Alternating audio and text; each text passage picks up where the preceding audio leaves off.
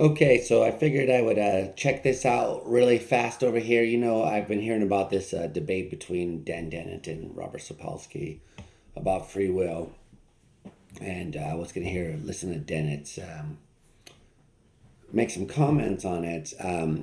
Free will is something that I don't really work on professionally, and I'm not write papers on it or anything like that. Of consciousness and neuroscience stuff like that is where I focus, but I would say, sort of intuitively, I've always had a strong pro libertarian free will, intuitive feeling. I feel like there are certain moments in my life where I've been sort of poised in key decisions. Should I throw this rock through the window or not? Things of that nature.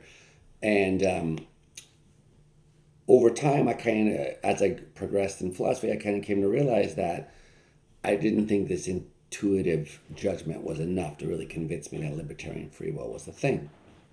And I've kind of become more open to compatibilism over the years, although I still would like to find some way to think about libertarian free will really, really coming to exist or something like that. But anyway, so as far as I understand it, Dennett is a compatibilist who thinks that we have free will, if by that you mean the ability to control ourselves, and Sapolsky agrees that we have that some people have this ability to control ourselves. It's just that we're not responsible for that, and so he wants to be a hard determinist or hard incompatibilist, maybe even like Caruso, and he wants to say that all of the kind of person that we are, in fact, is determined by biology and the whole previous history of the universe and life and all that stuff. So that there's no free will.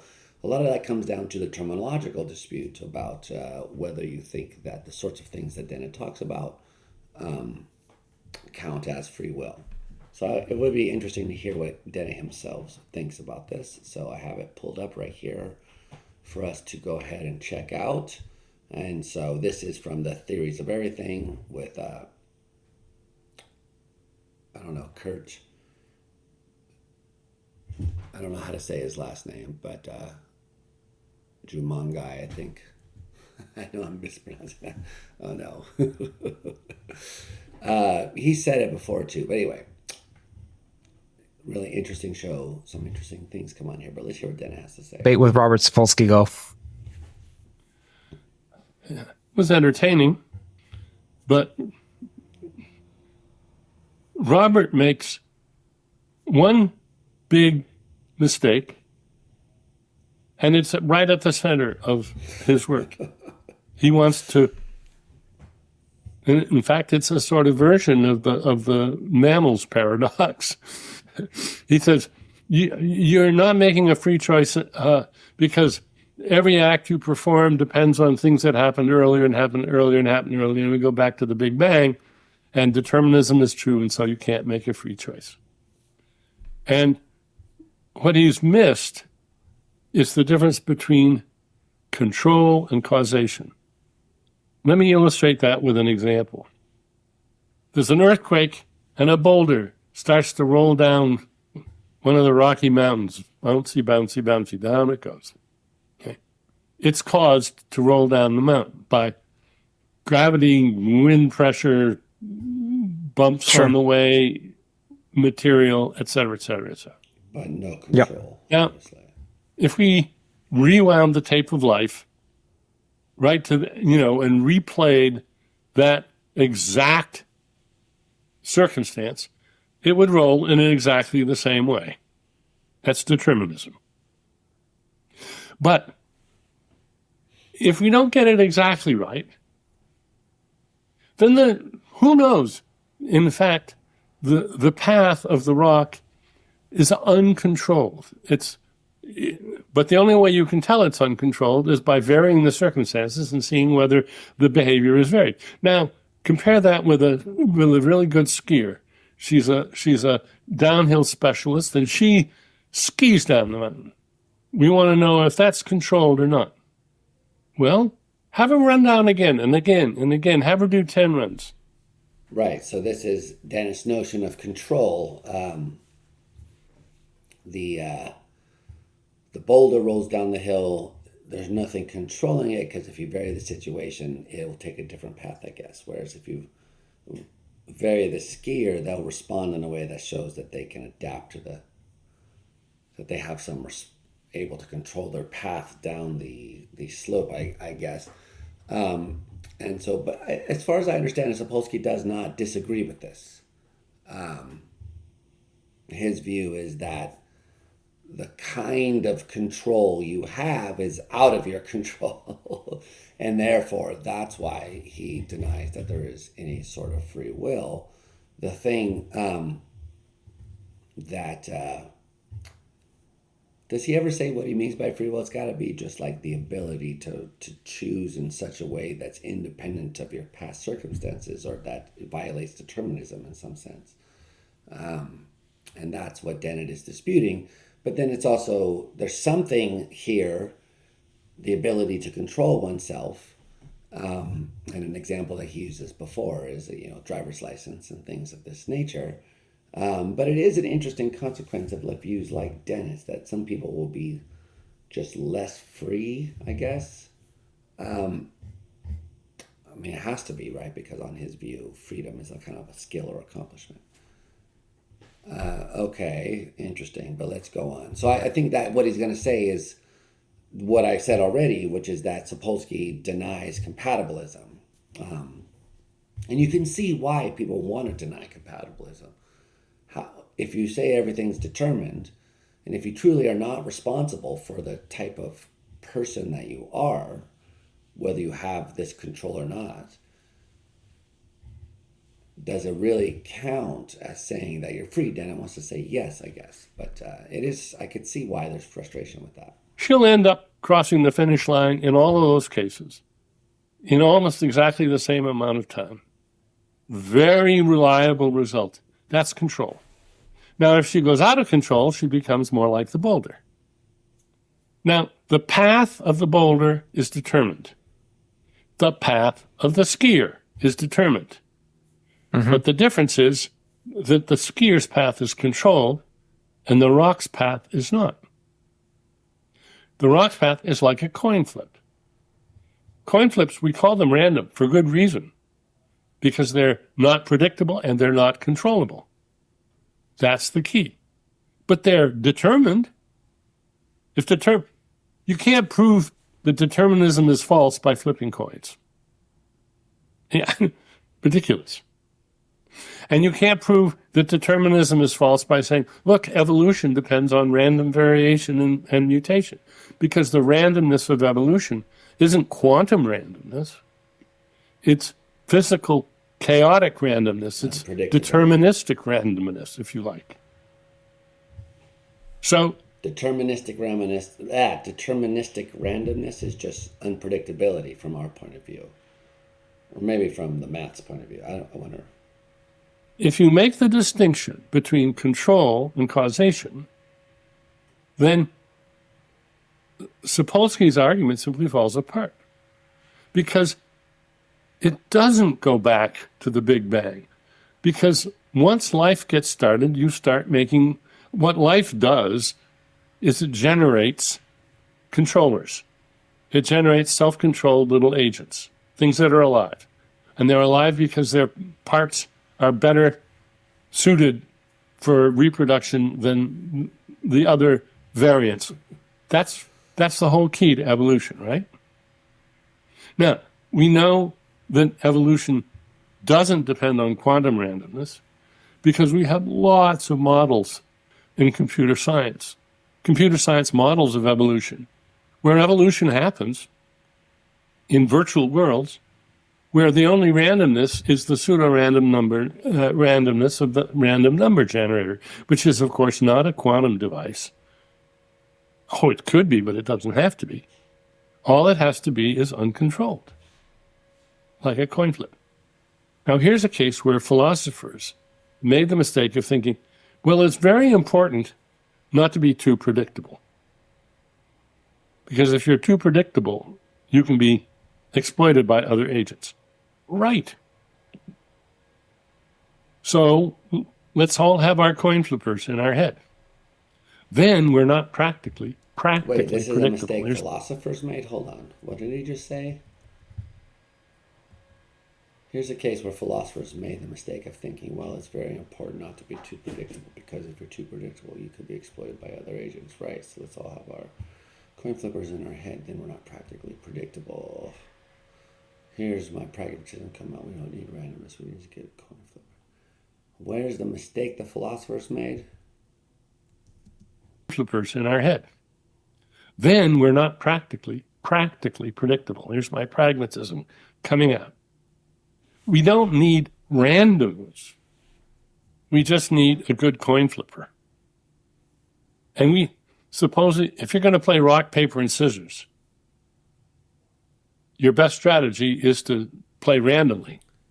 Quantum randomly? Should you invest in a Geiger counter and a quantum device? No, you don't need it. So hold on now. Does this really address, though, the Sapolsky kind of argument? Because the whole line of the hard determinist is like, but all these external factors produce this stuff you're talking about. So you take me, someone who ran away from home, was arrested, went to juvenile hall, then went to college, earned a PhD in philosophy, is now sitting here talking about Dennett videos, versus someone maybe from, a similar background who goes in a different way. And then you say, okay, why did I become the type of person, now I sound like Sapolsky, that's going to want to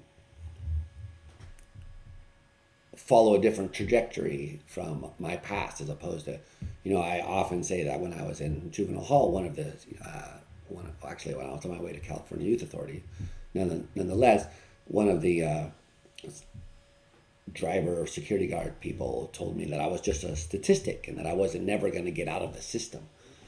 And I was like, okay, well, we're all statistics, really, when you think about it. It just depends on, okay. But anyway, so I see the point, and I didn't want to be like a person who went in the system and never got out.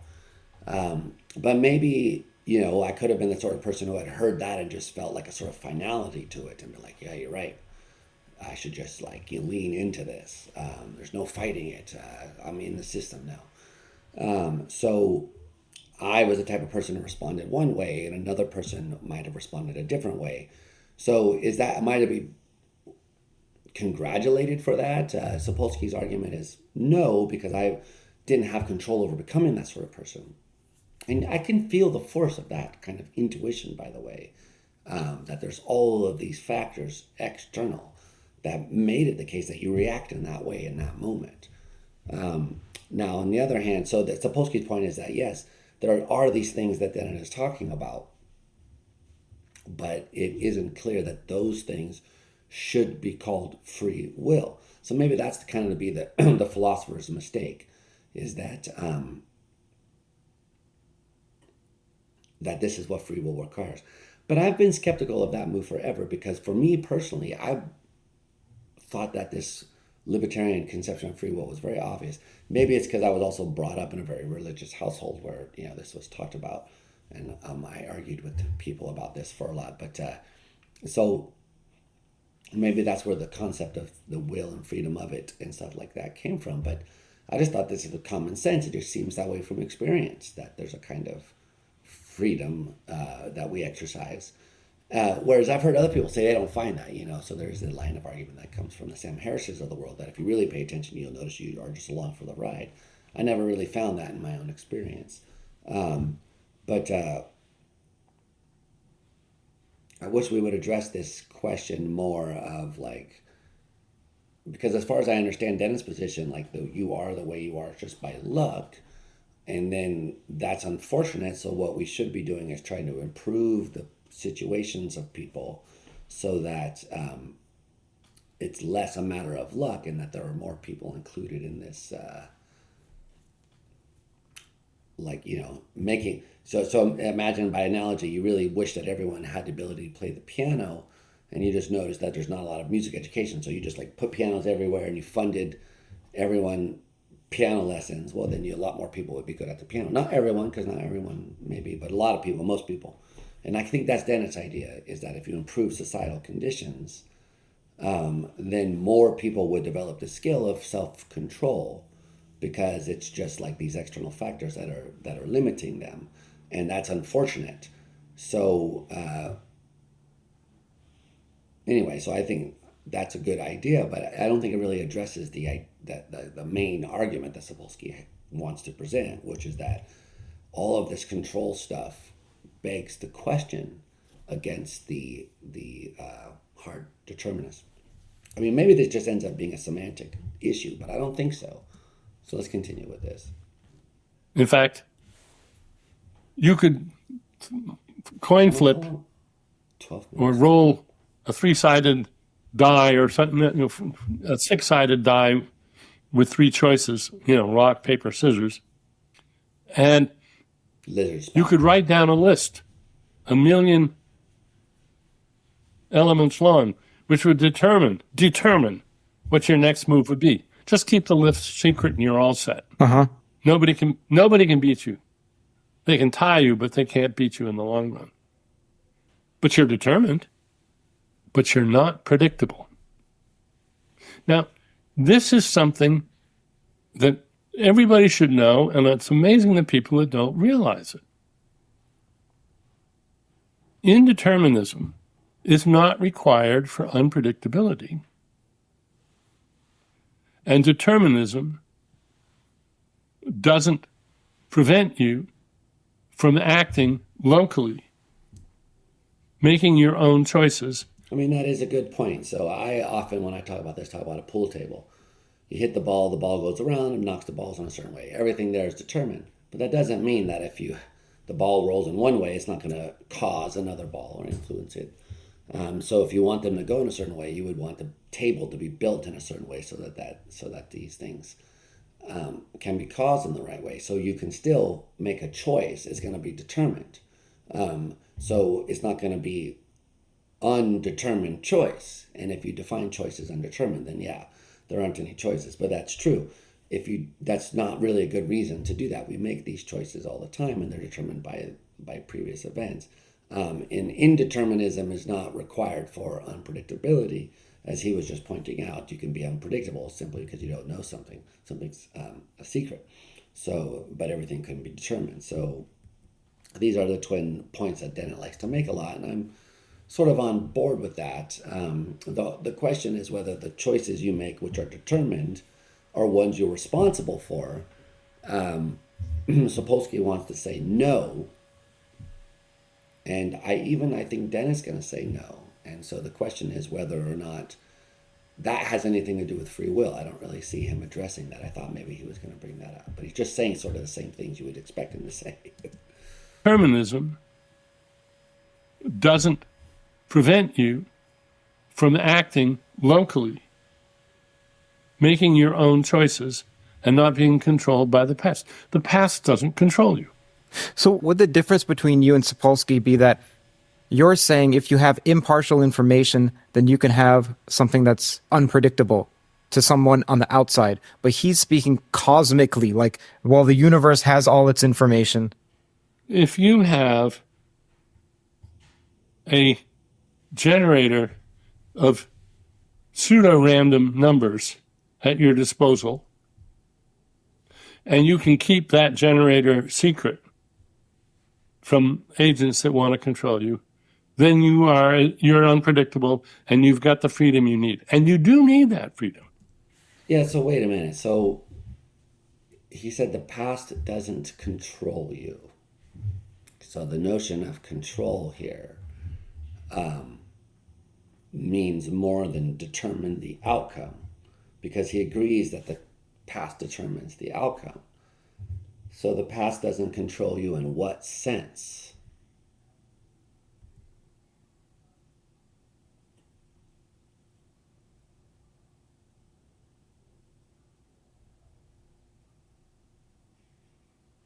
The only sense you can think of is the compatibilist sense of not forcing you to do something that you don't want to do something. I wonder if it's more than that. Greater secret from agents that want to control you, then you're unpredictable and you've got the freedom you need. And you do need that freedom. And the amazing thing is that evolution discovered this. Evolution discovered that because... So I don't really think there is so Kurt was asking what the difference between Sapolsky and Dennett is. I don't really think there is a difference. They agree on everything. The only thing they don't agree on is whether that thing that we have is free will or not.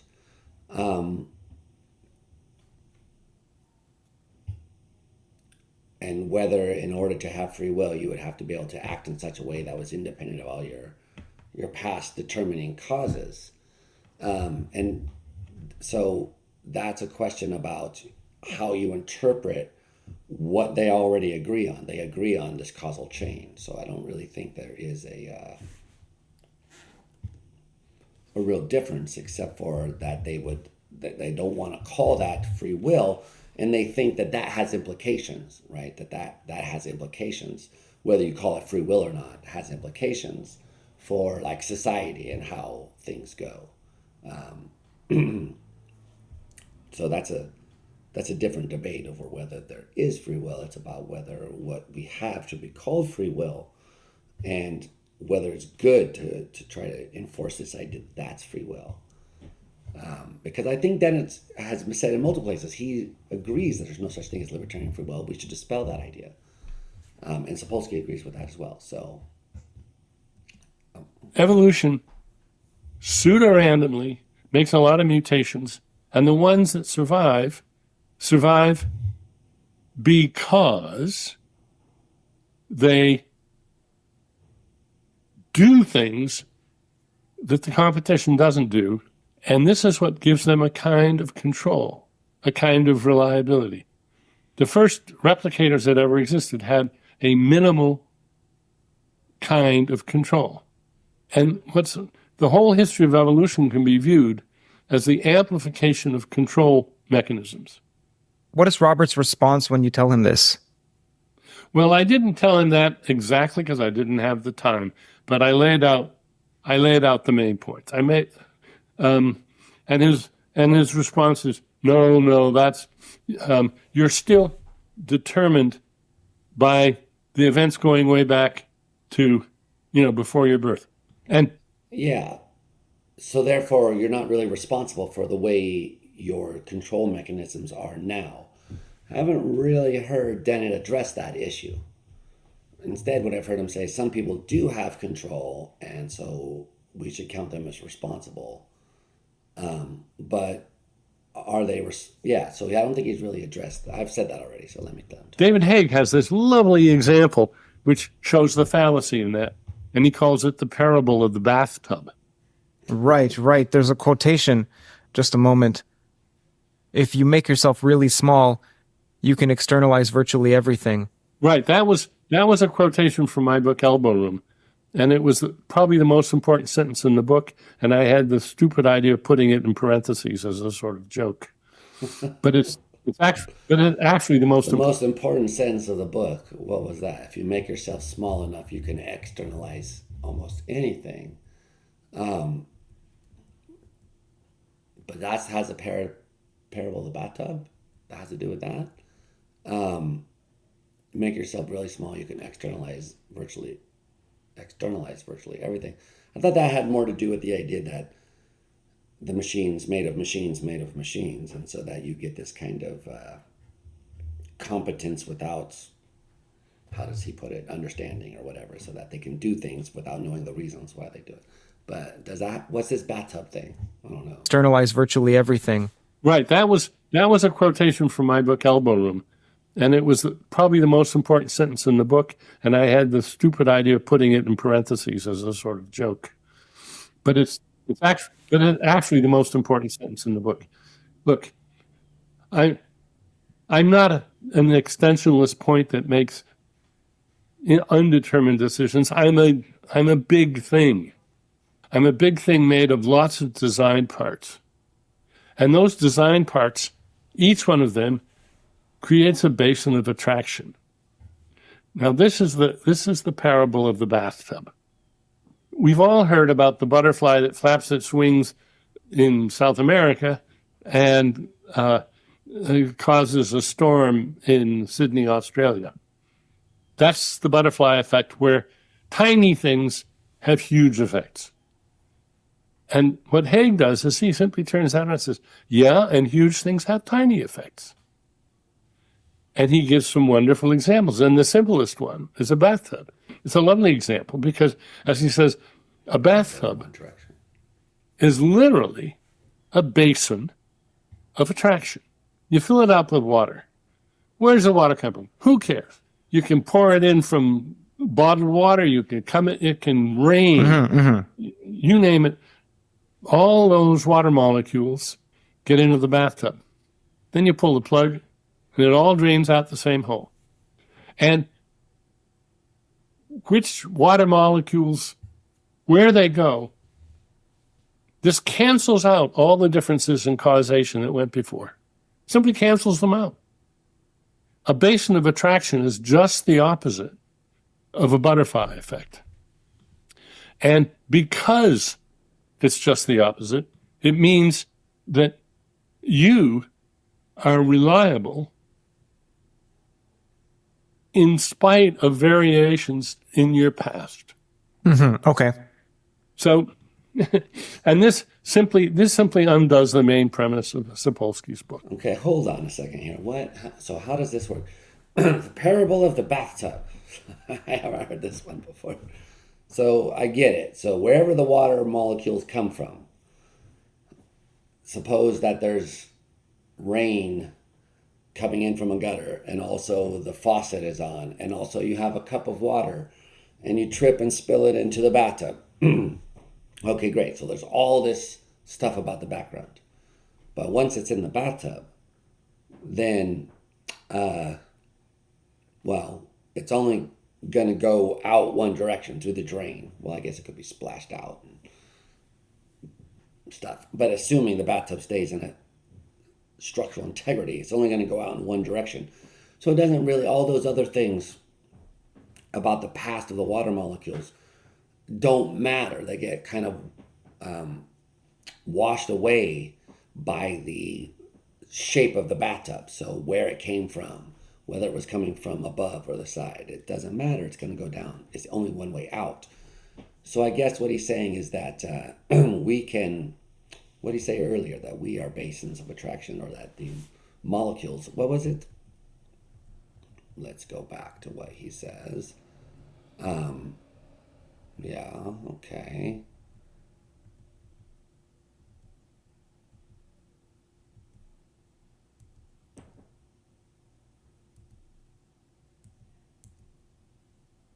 So design parts, those design parts. I'm a big thing made of lots of design parts.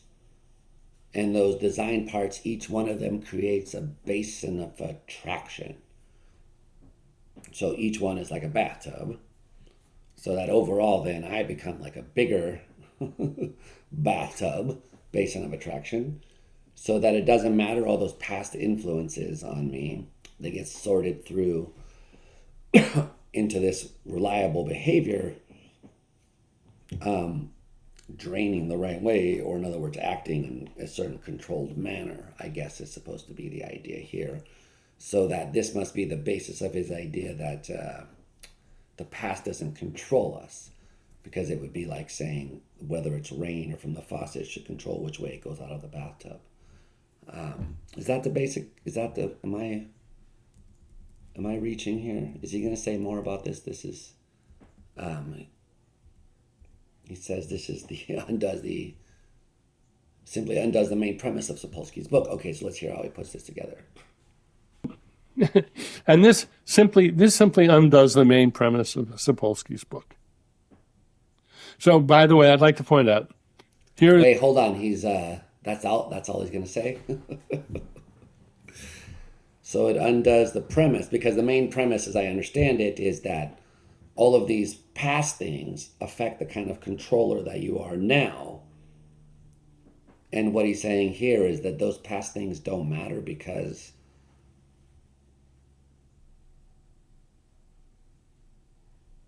you are a controller. Like, I don't get it. I'm not really, I wish you would. Well, let me see. There's still a minute. Maybe he'll say something. Does anyone get this? I'm really not sure about this. I must be missing something. Here is a philosopher telling a biologist, Sapolsky, something that I learned from another biologist, David Haig. And the difference between David Haig and Robert Sapolsky is that Haig is also a philosopher, and a very good one. And Sapolsky, I don't know who David Haig is, but the point that he's making, does it affect Sapolsky's argument? Because it still is the case that whether I have a good control mechanism or a bad control mechanism, whether I ever react sarcastically or sincerely, like for me personally, I've always been put off by people who are overly earnest or eager, or like, that's me, because of my personal background. People who have optimistic outlook on life, I find somewhat annoying. So that's, I don't think that's a good thing. That's a product of my upbringing, my past, etc. So the fact that I'm that kind of person,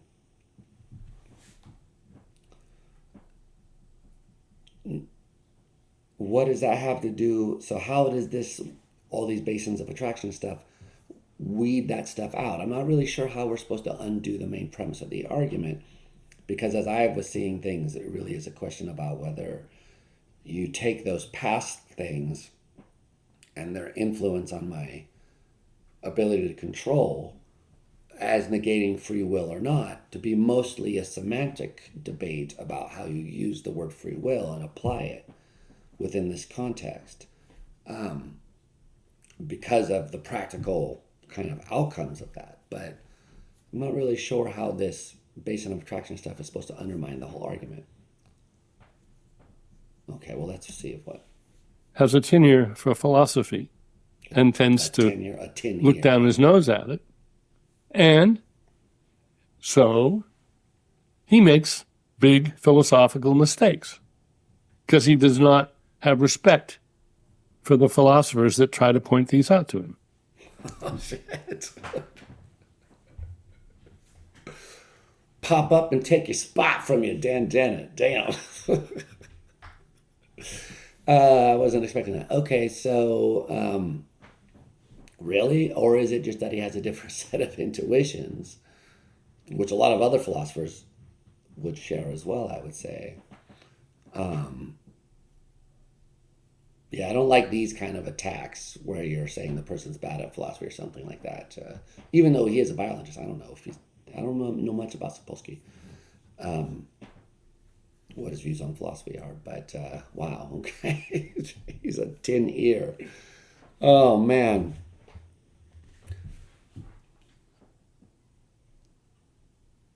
Rhetoric, dude. Yeah, cool. It's an occupational hazard of philosophy. He's not alone. There are lots of scientists who have no time for philosophy. If you enjoyed that clip, then the full podcast is out right now. You can click around here. Enjoy. Subscribe to Theories of Everything to get notified of upcoming. Good. Yes, do that. It's a good show. I recommend it. But wow, Dennett. Okay. Interesting. What was I just thinking right before? I don't think he really addressed anything that Sapolsky was going to say. Kind of seemed like he was a bit angry.